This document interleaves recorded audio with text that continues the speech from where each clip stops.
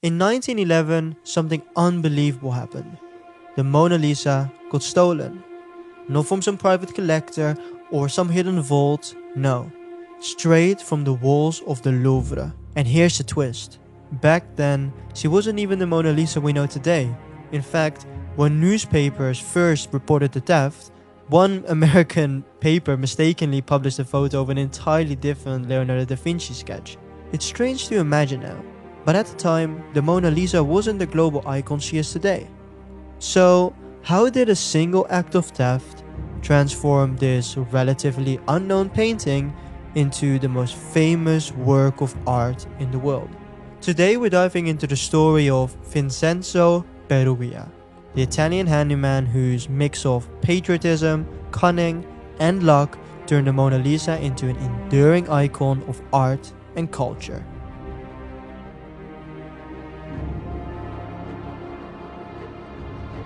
Meet Vincenzo Perugia.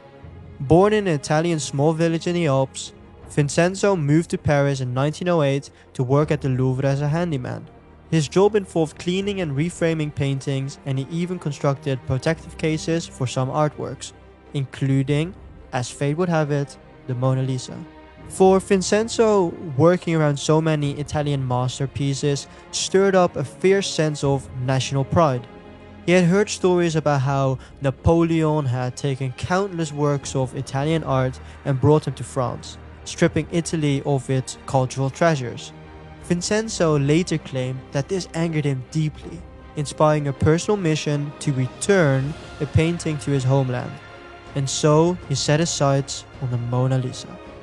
Now, historians believe he may have chosen the Mona Lisa for more of its practical size than for its fame.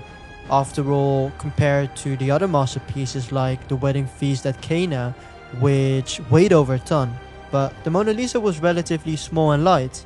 But there is no way that Vincenzo could have imagined that just stealing this one painting, which was not even famous, will change art history forever. Perugia's plan was simple, but it needed precision. On Sunday, August 20th, 1911, he snuck into the Louvre just before closing and hid in the storage closet overnight. By early Monday morning, exactly a day that the museum was closed to the public, he was ready. Dressed in a white smock, the typical uniform of museum employee, he made his way to the Salon Carré, where the Mona Lisa hung on display. Disguised as a worker, Perugia managed to slide the painting off its hooks and carry it away without drawing any attention. But there was one snag. Once he'd removed the frame and glass case in a nearby stairwell, he tried to exit through a door leading out the courtyard, only to find it locked. After some tense moments, he heard footsteps and saw a plumber coming his way. With quick thinking, he explained that the door wouldn't open. The plumber, assuming that Perugia was just a fellow employee, obligingly unlocked the door for him.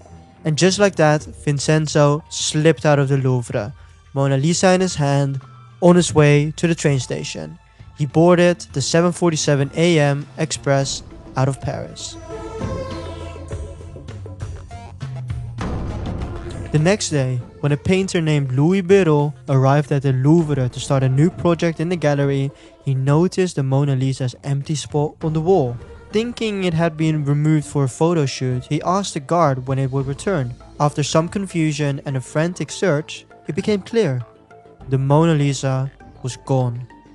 Within hours, the news broke. French police were on the case, and soon enough, it made headlines around the world. The New York Times reported it as a national scandal, while the Washington Post mistakenly published an image of another Da Vinci work, clearly showing how little people actually recognized the Mona Lisa before this. So, for a week, the museum and the police held on to the hope that the painting was still hidden somewhere in the Louvre. But as the time went on, it became clear the Mona Lisa had been stolen. Even the artist, Pablo Picasso, who was living in Paris at the time, fell under suspicion. But there were no leads, and for 2 whole years, the painting's whereabouts remained a mystery.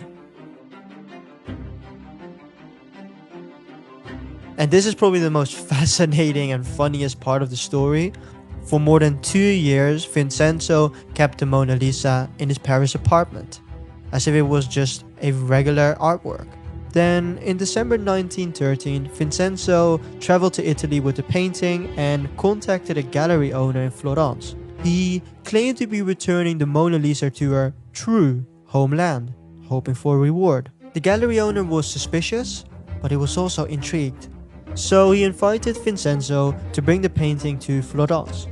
When the director of the Uffizi gallery verified its authenticity, they kept the painting for safekeeping and immediately contacted the police. Vincenzo was arrested shortly after. What Vincenzo may not have realized, which is actually really funny, was that the painting hadn't actually been stolen from Italy.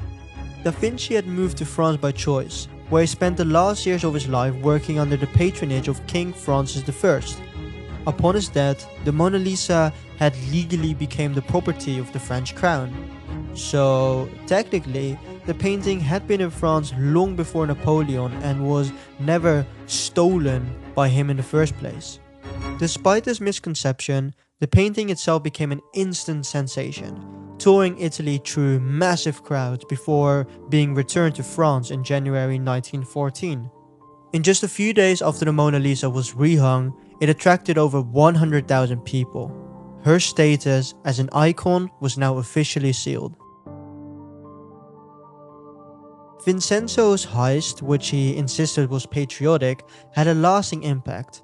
Despite his claim that he wanted to restore the painting to Italy, he tried to profit it by selling it. But his crime ultimately elevated the Mona Lisa as a global phenomenon. Till this day, the Mona Lisa is arguably the most famous painting in the world. She attracts over 8 million visitors each year, many of whom come specifically to see the painting they've heard of their whole lives. And for Vincenzo, well, he received a relatively lenient sentence, likely influenced by the Italian court's sympathy toward his patriotic claims.